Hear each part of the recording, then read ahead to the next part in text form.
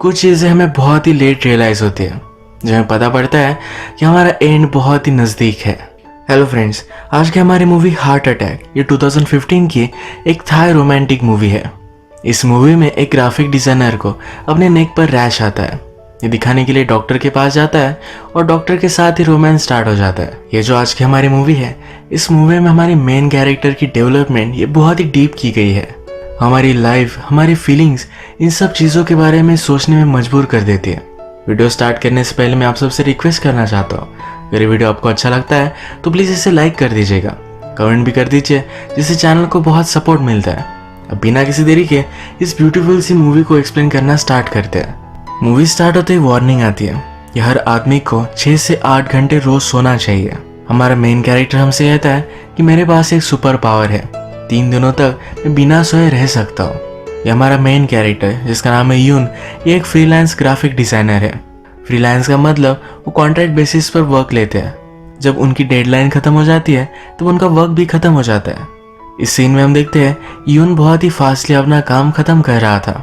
उसके पास उसकी friend I जिसका नाम है जे। जो भी सब काम होता है ये जे ही उसे ला कर देती है।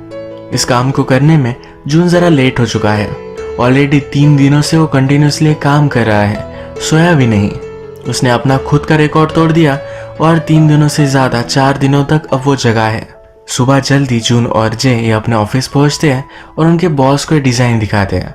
बॉस कहती है कि इसमें ऐसा फील नहीं आ रहा, ज़रा ये प्रोफेशनल लगना चाहिए। जैसा बॉस ने कहा था यून ने वैसा ही किया है, पर फिर भी वो सेटिस्फाइड नहीं है। डेडलाइन कंप्लीट होने में सिर्फ 2-3 घंटे है। जून जल्दी से काम पर लगकर पूरा डिज़ाइन बदल देता है। बॉस जब ये देखती है तो उसे नया डिज़ाइन अच्छा लगता है। बेचारा 4 दिनों से सोया नहीं, रेस्टोरेंट में आकर फूड ऑर्डर कर कर सो जाता है। आज के दिन जब वो कैलेंडर देखता है तो उसे याद आता है उसके फ्रेंड के फादर की डेथ एनिवर्सरी है, उसे वहाँ जाना पड़ेगा।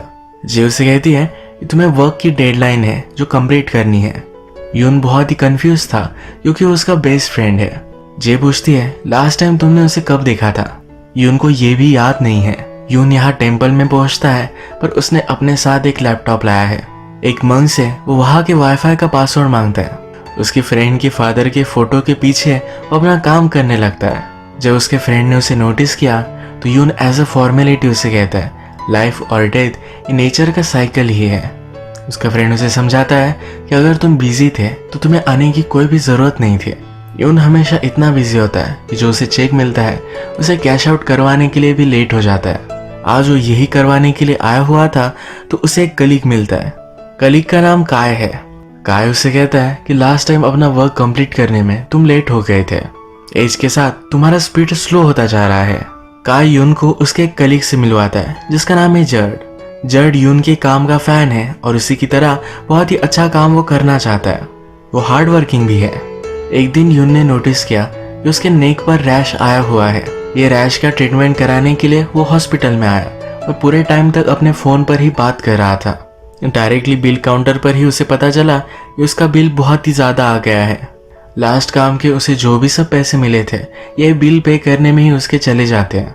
उसके मेडिसिन में एक गोली ऐसी थी जिससे उसे नींद आ गई।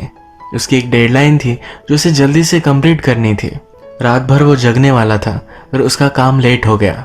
उसका काम कभी भी लेट हो ये उसे अच्छा नहीं लगता। सब गोलियां वो जला डालता है। यून को कंटिन्यूसली रैशेस आ ही रहे थे। ये रैश छुपाने के लिए उसने टर्टल नेक टी शर्ट पहना था। उसके फिंगर तक भी ये रैशेस पहुंच चुके थे। जे नोटिस करती है और कहती है कि अगर तुम बीमार पड़ गए तो तुम्हें मैं कोई भी काम नहीं दूंगी। लास्ट टाइम जिस हॉस्पिटल में वो गया था ये बहुत ही कॉस्टली था। उसका फ्रेंड उसे सजेस्ट करता है कि कॉलेज के हॉस्पिटल में तुम जाओ। यून ने ऐसा ही किया पर वहाँ बहुत सारे लोग थे। उसे बहुत टाइम तक वेट करना पड़ा। इसी वेटिंग में उसे नींद भी आ गई थी। वो फिर वंडर करता है कि टाइम ही पैसा है, इतना सारा टाइम मैंने यहाँ वेस्ट कर दिया। इतने टाइम में मेरा बहुत सारा काम हो सकता था। तंग होकर यहाँ से वो जाने ही वाला था तभी उसका नंबर आ गया। यून को एग्जामिन करने वाली डॉक्टर हमारी और एक मेन कैरेक्टर है जिसका नाम है इम उसे पूछती है तुम काम क्या करते हो। यून कहता है कि मैं ग्राफिक डिज़ाइनर हूँ। वो इस पर हंसती है और कहती है कि शायद तुम दिन भर मॉडल्स की बॉडी ही देखते हो। यून कहता है ऐसा नहीं होता, उनके पिंपल्स वगैरह ये भी निकालने होते हैं। यून की पूरी बॉडी वो चेक करती है और उसे पूछती है क्या तुम्हारे प्राइवेट पार्ट्स में भी रैशेस है। यून को इसके बारे में पता नहीं तो वो देखना चाहती है। इस एग्जामिनेशन में वो बहुत ही अनकंफर्टेबल हो गया। वो न्यूड होना नहीं चाहता था, पर इम कहती है कि मैं एक डॉक्टर हूँ, मैंने बहुत सारे लोगों को न्यूड देखा है, ये मेरा प्रोफेशन है। बेचारे यून को मजबूरी में चेकअप करवाना ही पड़ता है। वो हमसे कहता है कि आज मुझे महसूस हो रहा है कि आदमियों का रेप कैसा होता होगा। इम भी मजाक लेकर उससे पूछती है कि तुम्हें लगता है तुम्हारा रेप हुआ है।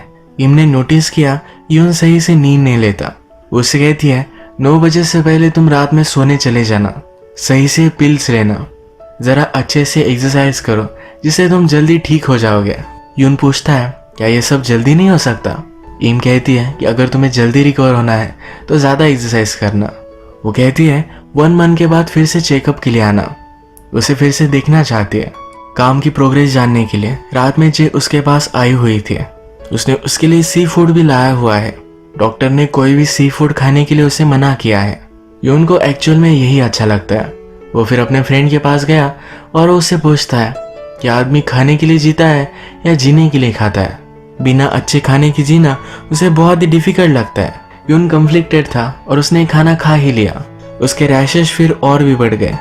जो गोलियां इम ने दी है इसे बहुत ही ज्यादा नींद आती है और वो काम नहीं कर पाता। इसी वजह से इन गोलियों को स्किप कर डालता है। उसे जरा गिल्टी महसूस होता है तो वर्कआउट करने के लिए जिम ज्वाइन कर लेता है। नेक्स्ट मंथ जब वो फिर से इम से मिलने के लिए आया तो ज्यादा इम्प्रूवमेंट नहीं हुई है। इम जान जाती है यून ने सही से गोलियां नहीं ली। वो उससे बहुत ही डिसअपॉइंटेड है। यून कहता है कि तुम बोल रही थी 9 बजे से पहले सो जाना है, पर ये इम्पॉसिबल है। मैं कोई मंक थोड़ी ना हूँ, मेरे पास चॉइस होती है। एक तो मैं 9 बजे सो सकता हूँ या काम कर सकता हूँ। मेरे प्रोफेशन में मैं छुट्टी भी नहीं ले सकता। इम पूछती है कि तुम ऐसा क्यों करते हो, क्या पैसे कमाना तुम्हारे लिए इतना इम्पोर्टेंट है। यून कहता है कि ऐसा नहीं है, अगर मैंने सही से जॉब कंप्लीट नहीं किया तो किसी और को दे देंगे। मैं फ्रीलांसर हूँ तो मेरे पास फिर काम ही नहीं बचेगा। इम कहती कि तुम सुनते ही नहीं हो। एक काम करते हैं, आज से हम फ्रेंड्स बन जाते हैं। मैं जो कहूंगी तुम्हें करना पड़ेगा। अब आज से खुद का थोड़ा सा अच्छा सा ख्याल रखना। मैं जो कहूंगी ये सब तुम प्रिकॉशंस लेना। यून भी इस बात को मानने की कोशिश करता है। वो अपना काम खत्म कर 9 बजे सोने वाला था। उसने नोटिस किया कि एक मॉडल का नेल क्रॉप करना उससे रह गया है। वो अपने आप से कहता है इतना कोई नोटिस नहीं करेगा। सब काम बंद कर उसने सोने की कोशिश की, पर ये उसके लिए इम्पॉसिबल था। रात में उसे ख्याल आते रहे कि उसका काम इनकम्प्लीट है। रात भर उसे नींद नहीं आई और जब वो सुबह जिम में गया तब वहां सो रहा था। घर आकर जब वो अपना मोबाइल नोटिस करता है तो वहां जे की 57 मिस्ड कॉल्स है। जे ने नोटिस किया कि नेल क्रॉप करना बाकी था। उसने यून का काम किसी और को दे दिया है। इससे यून बहुत ही अपसेट हो गया। अब इस बार यून ने खुद का अच्छा सा ख्याल रखा है। जब वो इनसे मिलने के लिए आता है तो उसके रैशेस बढ़े नहीं, पर जो प्रीवियस में थे वो कम भी नहीं हुए। अब इनको लगता है कि यून की लाइफस्टाइल ही थोड़ी सी गलत है। वो उससे पूछती है तुम खाना क्या खाते हो। यून एक होटल का नाम लेता है, हमेशा वहां से खाना खाता रहता है। ये उसके लिए सही नहीं है। इम कहती है कि तुम अपने इंटरटेनमेंट के लिए क्या करते हो। यून कहता है कि मैं किसी प्रोजेक्ट के बारे में सोचता हूँ। इम कहती है कि मैं वर्क के बारे में नहीं बात कर रही थी। क्या तुम्हें म्यूजिक अच्छा लगता है, क्या तुम कहीं बाहर जाते हो। यून कहता है कि इन सब में कोई भी पॉइंट नहीं है, मेरा टाइम ही वेस्ट हो जाएगा। इम सरप्राइज्ड है कि यून कभी भी खुद को एंटरटेन नहीं करता। इम को इस बार भी पता चल जाता है कि यून ने सही से अपनी गोलियां नहीं ली। यून अपनी सफाई में कहता है कि उसे बहुत नींद आती है। इसके बाद नेक्स्ट सीन में हम देखते हैं यून और जे की मीटिंग है। जे यून को कहती है मेरे पास तुम्हारे लिए अदिदास ब्रांड का एक काम है। यून को इंटरनेशनल ब्रांड के साथ हमेशा से काम करना था। ये अपॉर्चुनिटी उसे मिली है तो उसे बहुत ज्यादा काम करना पड़ेगा। इम ने उसे कहा है कि उसे सही से गोलियां लेनी है। ये वो करने की ट्राई करता है पर अपने काम में जरा पीछे पड़ जाता है। एक दिन उसके डेडलाइन पर उसने सिर्फ आधा काम किया था। जे इस पर बहुत ही ज्यादा चिढ़ गई। कहती है किसी और को मैं काम दे दूंगी।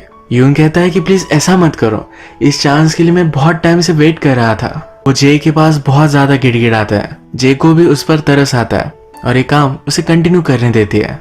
नेक्स्ट टाइम जब यून हॉस्पिटल में आया तो वेटिंग रूम में अपना काम कर रहा था। काम करते करते उसे इतना टाइम हो गया कि सब लोग वहां से चले गए थे। इम अपने कैबिन के बाहर खड़े होकर उसे नोटिस कर रही थी। जब यून ने रियलाइज किया तो इम के पास वो आया। इम उसे पूछती है या मेरी वजह से तुम्हारी लाइफ हार्ड हो रही है। यून कहता है कि मैं ठीक होने का बहुत ट्राई कर रहा हूँ। अब यून के रैशेस और भी बढ़ चुके हैं। इम यून को समझाने की कोशिश करती है कि तुम्हारा काम इतना इम्पोर्टेंट नहीं है, तुम्हें अपनी खुद की केयर करनी चाहिए। यून कहता है कि अब मैं पीछे नहीं हट सकता। इस प्रोजेक्ट का मैं हमेशा से वेट कर रहा था, वो फाइनली मुझे मिल चुका है। मेरा काम करने में मुझे मज़ा आता है, इसके अलावा मैं किसी बारे में सोचता भी नहीं है। इम कहती है कि ऐसा काम करते रहोगे तो एक दिन तुम मर जाओगे। यून कहता है कि मरने से मैं डरता नहीं, अगर मेरा काम करते करते मैं मर भी गया फिर भी ठीक ही होगा। इम कहती है मैंने तुम्हारे जैसे बहुत लोगों को देखा है, तुम जैसे लोग अपनी लाइफ में किसी की भी केयर नहीं करते। यून कहता है कि तुम मेरी लाइफ में बहुत ही ज़्यादा इंटरफेयर कर रही हो। इम को इस पर गुस्सा आ गया तो कहती है कि ठीक है, तुम मेरे पेशेंट हो तो मुझे तुम्हें ट्रीट करना ही पड़ेगा। उसे वो मेडिसिन देकर वहाँ से चली जाती है। इस अपॉइंटमेंट के बाद यून बहुत ही सैड था। नेक्स्ट सीन में हम देखते हैं यून की क्लाइंट के साथ एक मीटिंग थी। यून एक फोटो में से एक ऑब्जेक्ट निकालना भूल गया था। वो जो अपनी ट्रीटमेंट कर रहा है तो सही से फोकस नहीं है। जे उसके पास आती है और कहती है कि क्लाइंट को ब्रेक लेना है। यून समझ जाता है कि उसका जॉब चला गया है। उसका कलीग भी आकर उसे चिढ़ाता है, कहता है इस न्यू ईयर पर तुम खाली रहोगे। अच्छा ही हुआ तुम्हें एक अच्छा सा हॉलीडे मिल गया। इस खाली टाइम में क्या करना है ये उनको समझ में नहीं आता। वो सही से अपनी मेडिसिन लेता है, अच्छा सा एक्सरसाइज करता है। एक दिन उसने इंटरनेट पर एक कोट पढ़ा, इसमें लिखा हुआ था किसी को आप जिन नजरों से देखते हो आपकी आंखों से बहुत सारी चीजें बयां हो जाती है। कभी कभी वर्ड्स भी आपकी फीलिंग जता नहीं पाते। लास्ट टाइम जब यून इम से मिला था तो एक दूसरे पर ये नाराज हो गए थे। यून को बहुत ही बुरा लगता है। यून ने नोटिस किया है कि इम अपने एग्जाम के लिए स्टडी करती है। वो एक हाइलाइटर पेन का यूज करती है तो एक फनी सा इंजेक्शन की तरह एक हाईलाइट पेन उसे वो गिफ्ट करना चाहता है। उसके लिए वो बाय कर लेता है। नेक्स्ट टाइम जब वो इम से मिलने के लिए आया तो वहाँ दूसरा डॉक्टर है। यून इस डॉक्टर से पूछता है कि इम कहाँ गई। डॉक्टर कहते हैं कि वो पेशेंट को विजिट करने के लिए गई हुई है। वो यून से पूछते हैं तुम्हारी ट्रीटमेंट स्टार्ट हुए कितना टाइम हो गया। अब 6 मंथ गुजर चुके हैं। डॉक्टर कहते हैं इम के पेशेंट जल्दी से ठीक ही नहीं होते। डॉक्टर को ये जरा अनकंफर्टेबल लग रहा था। वो यून की इम से चैटिंग करवा देते हैं। यून इम से सॉरी कहता है। इम उसे कहती है कि अच्छा सा रेस्ट लो, जरा बाहर घूम कर आओ, सनराइज देखो, सनसेट देखो। यून हमसे कहता है जब भी मैं इम से बात करता हूँ तो मुझे क्या होता है ये मुझे समझ में नहीं आता। जैसा इम ने कहा था वैसा यून करता है, जरा बीच पर वगैरह घूम कर आता है। नेक्स्ट सीन में हम देखते हैं कि जे ने यून को मिलने के लिए बुलाया है। जे अब प्रेग्नेंट है और उसका बॉयफ्रेंड नहीं चाहता कि वो कोई भी काम करे। यून को जो भी सब काम मिलता था ये जे ही देती थी। इनके वर्क रिलेशनशिप से ज़्यादा एक दूसरे के अच्छे फ्रेंड थे। जे अब उससे नहीं मिलेगी ये उनको बहुत ही बुरा लगता है। यून कहता है कि तुमने कहा था कि हम हमेशा एक साथ काम करेंगे। जे इसके लिए बहुत ही सॉरी है। यून कहता है कि तुम्हारा भी ठीक है, मुझे लगा था कि जब तुम अपनी लाइफ से मूव ऑन करोगे तो मैं इसे सहन कर पाऊंगा। यून को बहुत बुरा लगता है। यून जे से कहता है कि प्लीज़ मुझे बीच बीच में कॉल करती रहना। जे के वेडिंग फोटोज का टचअप करने का काम वो यून को ही देती है। जे को उसके बॉयफ्रेंड ने प्रपोज किया था। इस प्रपोजल की क्लिप जब यून देखता है तब रोने लगता है। अब नेक्स्ट अपॉइंटमेंट पर जब यून हॉस्पिटल में था तब एक आदमी इम पर बहुत ही चिढ़ गया था। इम ने एक छोटे से लड़के का एक बहुत ही गलत डायग्नोसिस किया। यून जब इम से मिलने के लिए आया तो इम बहुत ही अपसेट थी। यून उससे कहता है क्या तुम ठीक हो। इसके बाद डायरेक्टली ये हॉस्पिटल के बाहर आकर एक दूसरे से बात कर रहे हैं। इम कहती है कि मैं बहुत ट्राई करती हूँ एक अच्छी डॉक्टर बन सकूँ, मैं सही से पेशेंट को ट्रीट नहीं कर पाती, तुम्हें भी अब तक ठीक हो जाना चाहिए था। ये बात करते करते इम स्ट्रेस ईटिंग भी कर रही थी। यून उसे कहता है अगर तुम्हें खाना खाना अच्छा लगता होगा तुम्हें खा लेना चाहिए, वो अनहेल्दी भी है पर तुम्हें अच्छा लगेगा, अगर तुम्हें अच्छा लगेगा तो तुम जल्दी से ठीक हो जाओगे। ये सब सुनकर इम को अच्छा लगा। इम पूछती है क्या मैं तुम्हारा टाइम वेस्ट कर रही हूँ। यून कहता है कि ऐसा कुछ भी नहीं है, मेरे पास अब कुछ भी जॉब नहीं है, मैंने एक काम ठीक से किया नहीं था और इस वजह से पूरे इंडस्ट्री ने मुझे काम देना बंद कर दिया। इम कहती है कि तुम्हारे लिए अच्छा ही है, अब जल्दी से तुम ठीक हो जाओगे। नेक्स्ट सीन में हम देखते हैं कि वेडिंग फोटोज पर यून जे के साथ काम कर रहा था। यून उससे पूछता है कि तुम अब रिलेशनशिप में हो, क्या ये टाइम वेस्ट नहीं है। जे कहती कि टाइम तो वेस्ट होता है पर फिर भी मज़ा आता है, रिलेशनशिप में रहना ये बहुत ही हार्ड होता है, पर फिर भी अच्छा लगने लगता है। किसी से प्यार करना क्या होता है ये मैं सीख चुकी हूँ। अब ये जो मंथ है, इस मंथ में यून के सब रैशेस चले जा चुके हैं। यून को अच्छा तो लगता है पर नेक्स्ट मोमेंट में बुरा भी लगता है। इम से शायद वो फिर मिल नहीं पाएगा। वो फिर इम से मिलने के लिए आया। इम उसे कहती है कि तुम तो ठीक हो गए हो, तुम्हें आने की कोई भी जरूरत नहीं थी। इन दोनों में बहुत ही वियर्ड साइलेंस था। यून उसे बहुत कुछ बताना चाहता था पर कुछ भी बोल नहीं पाया। वो इम की केबिन से बाहर निकलता है और थोड़े टाइम तक वही खड़ा रहता है। वो इतना सैड था कि रात में उसे नींद भी नहीं आई। ये सब बातें वो अपने फ्रेंड से कहता है कि मुझे हार्ट ब्रेक की तरह क्यों लग रहा है। मैं हर मंथ में सिर्फ थोड़े टाइम के लिए उससे मिलता था। उसका फ्रेंड कहता है कि हार्ट ब्रेक ही है, तुमने इस रिलेशनशिप में एफर्ट्स डाले हैं, उसके लिए तुम जल्दी सोते थे, अपना काम का भी तुमने कबाड़ा कर डाला, बहुत सारी चीजें तुमने उसके लिए की है कि उनको समझ में नहीं आता कि उसे क्या करना चाहिए। उसका फ्रेंड कहता है कि हार्ट ब्रेक से मूव ऑन करने का एक ही सिर्फ अच्छा तरीका है, अपने आप को तुम काम में झोंक दो। उसे वो डिनर के लिए भी सी फूड देता है। यून के पास कोई भी काम नहीं था पर उसके कलीग का उसे कॉल आया। ये कलीग कहता है कि ये जो तुम्हें मैं जॉब दे रहा हूँ ये बहुत ही हार्ड है, तुम्हें जल्द से जल्द 2 वीक में इसे कंप्लीट करना पड़ेगा। ये एक इम्पॉसिबल जॉब था पर यून ने जॉब ले लिया। दिन रात वो काम करने लगता है, सही से टाइम पर सोता था पर अब वो भी नहीं करता। उसे 2 वीक में काम कंप्लीट करना है तो नींद के बारे में वो भूल ही जाता है। बाहर का खाना बिना नींद के वो बहुत ही एग्जॉस्ट हो गया। उसके टॉयलेट में भी ब्लड आने लग गया। उसके रैशेस वापस आ गए और इस बार पूरे बॉडी पर वो थे। वो फिर भी काम कंटिन्यू कर ही रहा था। उसके सिर्फ 2 फोटोज बचे हुए थे। ये काम करना उसके लिए फिजिकली इम्पॉसिबल था पर फिर भी अपनी बॉडी को पुश कर रहा था। उसे फिर चक्कर आ गए, उसके चेस्ट में भी पेन हो रहा था। उसने उठने का ट्राई किया पर ये इम्पॉसिबल था। उसे पता चल गया कि अब वो मरने वाला है। वो अपने खुद का फ्यूनरल इमेजिन करता है। वो हमसे कहता है कि मुझे इसी रूम में मेरा फ्यूनरल करना है। एक म्यूजिक बैंड उसे पसंद है पर कभी भी उनके लाइव शो में वो जा नहीं पाया। वो चाहता है कि उसके फ्यूनरल पर वो प्ले करें। इस फ्यूनरल पर सिर्फ वो जे को, अपने 2 फ्रेंड्स और मदर को बुलाना चाहता है। इम को बुलाए या नहीं इस पर वो बहुत ही कंफ्यूज्ड है। एक बार इम ने उससे कहा था कि मेरे लिए तुम जिंदा रहो, प्लीज मरना मत। यून को बुरा लगता है कि वो प्रॉमिस वो कंप्लीट नहीं कर पाएगा। अचानक से यून के घर पर उसका फ्रेंड आ गया। उसे हॉस्पिटल में उसने एडमिट करवा दिया। उसकी जान बच चुकी है। इम को हार्ट अटैक आया था और यही हमारे मूवी का टाइटल है। हॉस्पिटल में भी इम का कलीग उसे मिलने के लिए आता है।